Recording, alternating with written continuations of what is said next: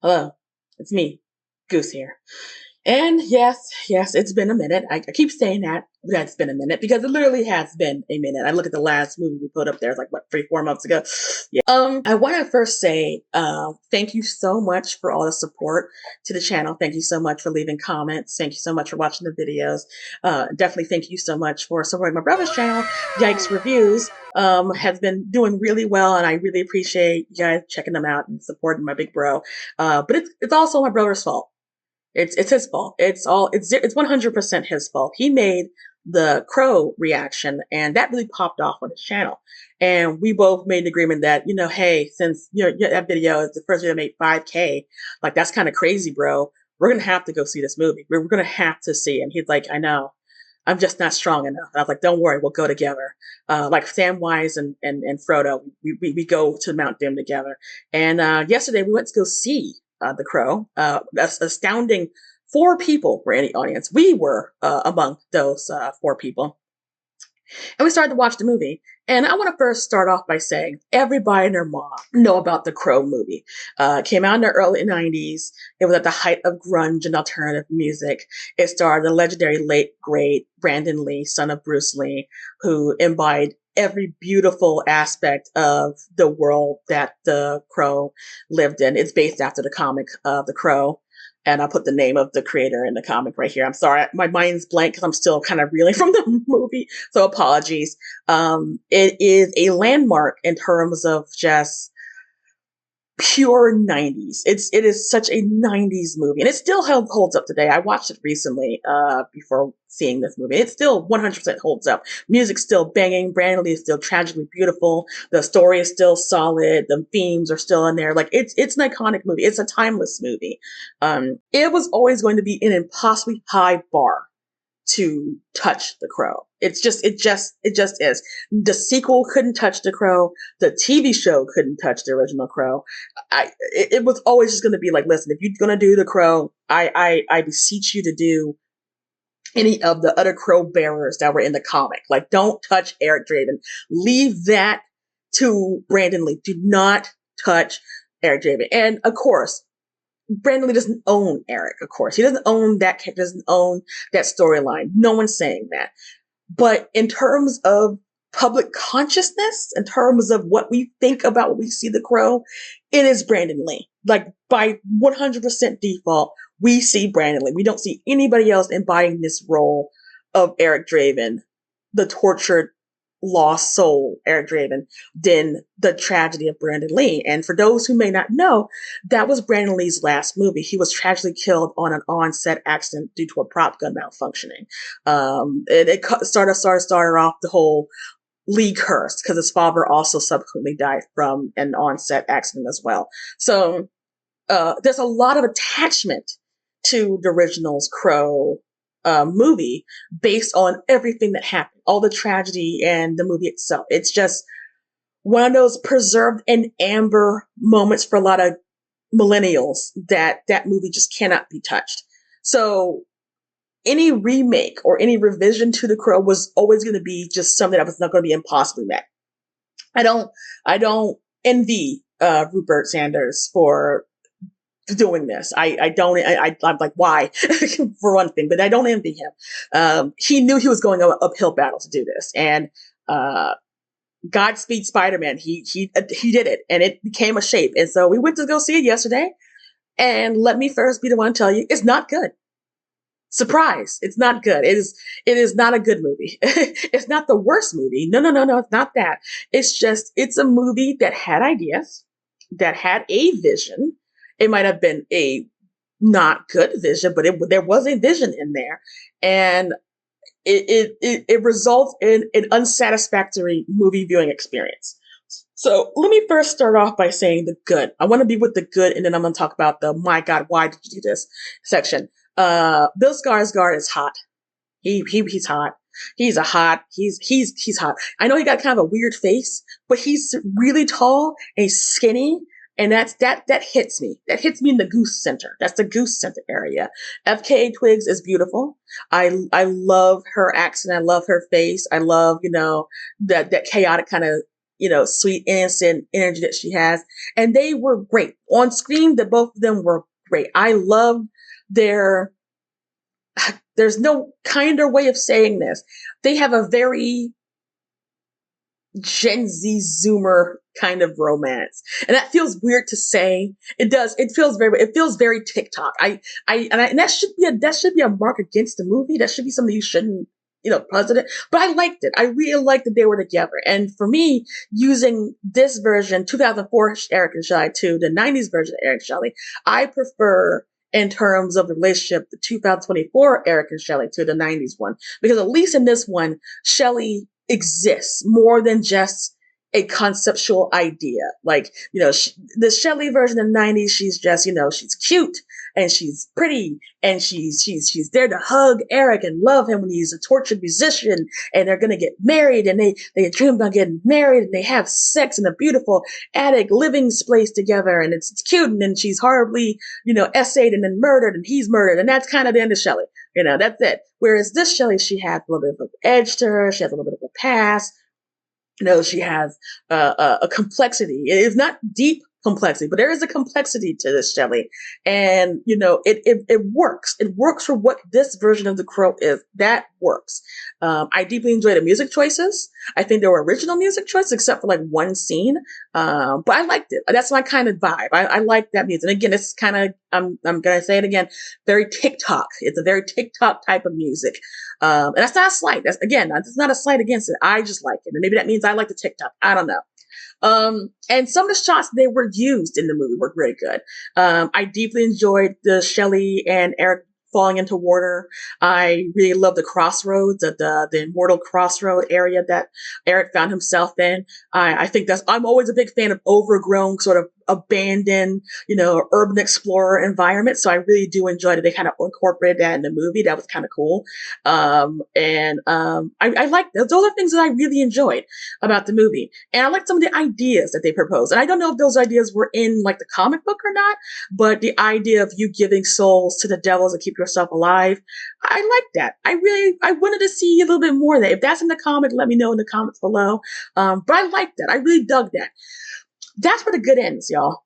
Sorry. I hope you enjoyed that small section of good. I'm going to go right to the not good part now. The pacing there's no pacing, but there is zero none. There is so many quick shots of events happening that you can't really slow down and just digest the scene. It's just quick cut. We're talking to Shelley and Eric. Quick cut. Minions are doing some. Quick cut. Eric and Shelley. Quick cut. Minions are on the move talking about we need to find Shelley and stop her from what she's doing. Quick cut. Eric and Shelley are fucking again. Quick shot. The minions are doing it. There's just no slow the fuck down, Rupert. Or Bobbert, whatever your name is. Slow the fuck down. Just slow the hell down. Just stop and let me stay on a scene for longer than like a half a minute. Please, just give me that. And that's really egregious in the first half of the movie. The first half of the movie is just a blitz of just ba ba ba ba ba ba ba ba ba, and then it goes slow, long cut. And I'm like, why did you do this? Why did you not slow down for the beginning? Because for the beginning, there's the world building, there's the aspect, there's the setting up the characters, there's an understanding of what the situation is going to be. And what we get, I'm sorry, I forgot to say this. This is going to be a spoiler review. So you're not going to see this movie. You're not going to see this movie. But if you do intend to see this movie, this is your spoiler warning. We're going to get into spoiler. I'm spoiling the whole entire fucking movie. So if you don't want to be spoiled about this movie, feel free to look at any of my other videos that are on my channel. So basically the plot is Shelley and her girlfriends and her, I guess, Pam, maybe, were at a rich dude's party, and the rich dude party is obviously quote unquote evil, and he did a thing that was really bad, and one of Shelley's girlfriends were killed, and the other girlfriend that survived, who had a recording of the incident, sent the recording to Shelley and said, we're going to take this to the cops and they're going to bring this guy down, but I'm going to leave town while I'm doing it. And you're like, oh, well, okay, that seems to be an idea you can do. You don't have to do that, but okay. And of course, she's caught and she's murdered. The spoiler, the bad guy has been giving out souls of people to the devil to extend his life. He's like centuries old. there's a plot point in there where he summoned some pianist from Vienna, a cute girl, and she's playing the piano, and that's a plot point that won't get further developed. She's just there. I'll elaborate this in a moment. So yeah, Shelley escapes from one of the henchmen, runs into the cops. She's taken to a drug rehab facility, and she meets up with Eric, who's being bullied by other guys for reasons I don't fucking know. He's quiet, and that's why everyone's picking on him. And I'm like, that's weird. I guess. And, Shelley meets Eric and Eric meets Shelley, and it's love at first sight. And he's a tortured soul and she's a tortured soul, and they hook up. And then, time ? Happens. And then Shelley's fucking mother is working with the bad guys to find her daughter at the drug rehab facility. And, weird. Yeah. And so Eric and Shelley escape from the drug rehab facility, and you're thinking to yourself, okay, this is a good time you guys to get the fuck out of town. Like, this is a good time for you to leave, to take your shit and get out of here. No. What do? They go to Shelley's friend's pad, which is some sort of upscale apartment, and they find drugs and money, and then they fuck. They fuck. They fuck. They have the sex. And they continue to have the sex and take the drugs for, again, ? Time. We don't know how much time passed. I want you to understand the urgency. The urgency is, hey, there's bad guys looking to kill you. They already killed your friend. They're gonna probably kill you. You should probably take any kind of money and resources and get out of the city. And what does Shelley and Eric do? We're gonna get high and fuck and go to clubs and then fuck and then go to, outside retreat with my friends, ? They randomly show up out of nowhere, because that's exactly what you should do. You're being hunted by one of the most powerful men in the city. Let's go hang out with other friends in a beautiful grassy field and have sex and do drugs together and wax philosophically about life and death, instead of leaving the fucking city. And again, we do not have context how much time has taken place. We just know that there has been an allotment of time that happened that Shelley and Eric decided to stay in the city and just fuck around. Fuck around by fucking. So, of course, the eventual happens. They get caught by the bad guys because they didn't make any efforts to escape. And then Shelley is murdered right in front of Eric, and then Eric is dead. And then he wakes up talking in the crossroad area, and the crow is sound the guy who's there, who I'm going to talk about him later on, who's not really good at acting. There's no other way to describe this. I don't know who this person is. I'm positive he's probably a fine actor. Maybe wasn't given much to work with, but had to have been someone else to embody the role of the custodian for this area, because he does not have it. He does not have the sauce, as it were, and tells him, the crows take your body to the underworld, and she's going down to the dark place because of what happened, and the only thing you can get back to get justice for a murder. Okay, and Eric is brought back to go kill things, and he does. He goes, kills the things. He kills the people who does the stuff and the things to find out what happened. And then he finds a video that had Shelley in it that caused so much trouble. And he learns that Shelley was manipulated into killing one of her friends. And he gets doubt in his heart. And when he's killed again, the crow's like, listen, man, hey, dude, you have to not have doubt in your heart. The only thing is love is doubt, and now you have doubt, so you got to go cross over. And Eric's like, no, I can't do that. I love her.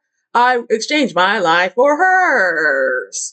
And he's like, cool, I'm going to cut my wrist and you embody the power of the crow. And he comes back to life and he kills everybody. And he has this really long opera murder scene where he's killing the henchmen. I guess presumably all the henchmen the bad guy has, because there's no more henchmen after Eric kills them all. And then he goes miraculously to the henchman's, the villain's place, and he struggles with him, and he fights him, and he punches him a lot in the face, and then they end up in the crossroad place, and the bad guy gets consumed by hell and taken into hell. And then Shelley is returned, and they love each other, and he kisses her, and she's brought back to life, and Eric's dead. And then Shelley has X amount of time, and she's on the stage, she's singing, and Eric is walking around the crossroads. The end. Or as it says, end. So there, that's what happened. Yeah. That was the movie. And let me first start off before I, retcon or not retcon, fix this shit. Because I am. I'm going to be as arrogant as fuck and say, I'm going to fix this. I am. Call it whatever you will. The pieces for a good movie were there. It's a simple story. It's not complicated. This is not rocket science. It is a story about love and revenge. So you don't need to do anything really, Christopher Nolan levels of complication here. Why? That's what the movie leaves. The movie leaves me with a lot of why. Why did you do this? Why did you add this in here? Why was this happening there? Who did this? Where this? Why is Gamora? Why did you do any of the things that were done? And so I believe it's Rupert Sanders. I believe it's Rupert Sanders. I'm gonna keep calling him Bobbert. Okay, you're just gonna have to deal with it. I want to know what happened to the Vienna girl, right? Because we watched the same movie where she was a point of something. He wanted the Vienna girl to play a piano, and he loves her music, and he loves that she plays piano. And then she's with the villain when he goes visit Shelley's mom, who was working with the bad guy apparently, or knows the bad guy apparently. And he tells Shelley's mother that you sold her to get what you wanted, and you're asking yourself, what did she want? Is she a model? Is she an actress? Is she a businesswoman? Is there a slim chance that Shelley is the daughter of the bad guy? We don't know. Nobody knows. And then when Shelley's mother says, I wish I was dead. And he's like, well, I'm going to give you your wish. And he tells her to die. And then she kills herself. And the Vienna girl is in the car when this happened. And a lady jumps to her death. And she's just scared to death looking at the bad guy. And that's the last time we ever see her. We don't see her anymore after this. So it's safe to assume that she's dead, and we can put two and two pieces together and that she's no longer alive. That's cool. I'm okay with that. But then why did you bring her on the scene? I'm sorry, I'm getting a little frustrated because it's pointless. There's a lot of pointless scenes, pointless extra moments in this movie that could have been cut to make the movie more streamlined. The movie is like 25 minutes too long, and majority of those 25 minutes is on the superfluous scenes that are in it. So I'm going to go ahead and just do my version of The Crow and tell you that this could have been fixed. And again, I'm saying this to Hollywood, to anybody in Hollywood, to anyone who in Hollywood who might actually watch this video. If you do, hi. My name is Jenos. I'm also a goose. I write. I can write. I think I write pretty good. I'm always looking to improve. Anyway, here's my rewrite of The Crow. So instead of having, Shelley just be, I guess, a party girl or a sex worker, I don't know. You keep it if you want. I don't know. How about you just make Eric a tattoo artist? He has all these tattoos on him that are deep and philosophical. I'm using this in air quotes. You can't tell. Just make him a tattoo artist. Just make him a tattoo artist who does tattoos. And then Shelley and her girls go to his tattoo parlor. And he knows them by name. He thinks she's cute. She thinks he's cute. And she's making a cool little she wants a cool little tattoo of, laugh more, cry later. And Eric asks her about that. She gives her own really too edgy, too deep for you explanation of what that means. And then, they flirt a little bit. And then one day while Eric is, minding his business, walking home, feeding the cat, who knows what, he goes to the club and he sees Shelley on the stage, and she's singing her song, and, she talks about birds, whatever you want to call it. And then her and Eric have a nice little time together. They go out on dates, on drinks, and she talks about feeling like a bird in a cage, bird in a cage, whoa. And Eric talks about sometimes he has dreams about flying and then he's falling. And she's like, yeah, you ever feel like it's sinking down to a dark place you can't understand? It's ominous. It's ominous. It's about to happen. Something ominous is happening. And then they're connected on a spiritual level. There's a love there, and they kiss in the rain, and they run around together. And Eric is feeling happy for the first time in his life, and Shelley is feeling free. She has wings with Eric. She feels that Eric can take her places, take her away from all of this. And Eric feels that she's a safe place for him. He feels safe within Shelley's heart, and they're together, and they're happy, and they're building things together. And they have a dream of making Eric's own tattoo shop because he's the best tattooist in town. And they're working together to make that happen. And everything is looking good. It's looking great. It's feeling good, looking good, feeling good. And then if you want to interject the bad guy, you don't need to have the bad guy is working with the devil. Just cut that whole plot out. Cut that whole evil devil power, drug power, mom working with bad guy. Just make the bad guy be a bad guy. Just a bad guy who owns a parlor, who owns a strip, who owns something that's in the way of Eric and Shelley's dream. And say, for instance, Eric, or hell, if you want to make it Shelley, say, for instance, Shelley is almost assaulted by one of the goons of the bad guy, and Eric beats the ever living shit out of him, or Shelley beats the ever living shit out of him. Who knows? Pick one. Anyone's fine. And that prompts the bad guy to come pay them a visit. And, they attack the tattoo parlor, and Shelley kills one of them.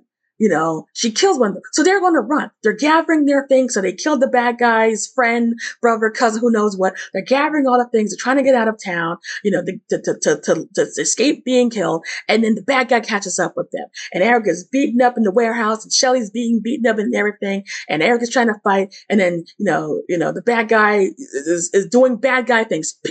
Insert bad guy thing if you want to, whatever. And Shelley fights back, and then she's killed. And then Eric is killed. And then boom, start the story from there. Just start it right from there. Start the whole Crow thing from that area. That's what you do. And you can keep all the other elements right there if you want, but start right there. And boom, that's how you fix the Crow 2024. I'm not suggesting that my version is going to win an Oscar award or anything else like that. I'm not even saying that my version is like, the best thing made. It's very cliche. It is very cliche. But the story of The Crow is pretty fucking cliche. Getting revenge for some bad guy who killed your girlfriend, your love of your life, the soul, the wind beneath your wings is a very cliched concept. But that doesn't mean it's bad. That doesn't mean it's a negative for being cliche. Cliche can be good. It's solid. It's reliable. It's engaging. Adding all this extra mystic shit. And again, I do not know if it's in the comic. If it is in the comic, that's cool. If you want to keep some of the mystic elements that were in the comic for the bad guy, that's also cool. But you're going to have to establish this way more early than Shelley did a bad thing with her friend. And now we found out bad thing is that the guy is immortal for centuries. Like that's just that you're not, it's not cooking. It's not cooking. It's not cooking because I find the concept of a anti-Crow pretty cool. If it's in the comic, that sounds pretty cool. And it could have worked here really, really well. I would have loved to see it in more capable hands really flesh that out more. But they just didn't feel like doing that. And so what we're left with is this anemic remake of a comic from the 90s with a TikTok filter. And that's what we're left with. It's not a bad movie. It's a mediocre movie, by 1000% a mediocre movie, but it's not a bad movie. You can enjoy this movie. I don't recommend you pay for it. Absolutely not. Wait for that to be on Netflix or wait for it to go free on Amazon or YouTube, but definitely do not pay for it. So that's it. That's what I watched. That's what me and my brother watched yesterday. We watched The Crow. Do I think there's more juice in the Crow IP? Absolutely. I think if they're going to make anything else of The Crow, it should be animated. The best way to go for The Crow is animation. Let it be done by Powerhouse. Let it be done by Studio Mirror. Go into animated. Don't do any more live action. Make it animated because there's way more freedom and way more ways to express a lot of the concepts of The Crow in an animated format than in live action. Put it in animation and you have something there. So I hope they don't abandon the IP after this because it's a good IP. I hope it does things for the comic. I hope it does propel people to go look and read the comic. Definitely. If any of the concept in the new Crow made you curious, or you curious about the Crow in general, I recommend Comic Tropes. He did a great video about the Crow series as a whole. I'm gonna put a screenshot of the video in somewhere on here to show you, but recommend follow the comic channel in general. He does a great job talking about comics, a lot of older comics, a lot of underground, unknown comics, and I recommend his video about The Crow. But yeah, The Crow has life in it. It's just not with this movie. It's just not with this movie.